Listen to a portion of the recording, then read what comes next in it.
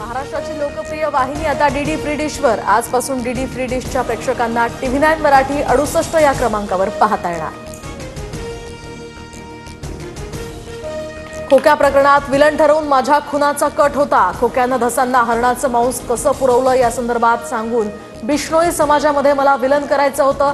पोर्टलच्या मुलाखतीत सुरेश धस यांचा आरोप। सुरेश धसांकडून सहानुभूती मिळवण्याचा हा प्रयत्न। धसांच्या बोलण्यात काही तथ्य असेल असं वाटत नाही। धसांच्या आरोपानंतर आता अंजली दमन यांची प्रतिक्रिया।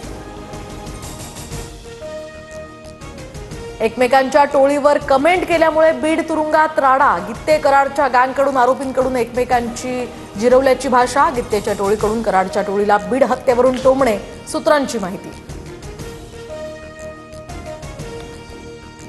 वाल्मिक कराडच्या सांगण्यावरून मारहाण झाली। सीसीटीव्ही फुटेज चेक करा, महादेव गित्तेचा दावा। तर महादेव गित्ते पवारांच्या राष्ट्रवादीतील बबन गित्तेंचा निकटवर्तीय।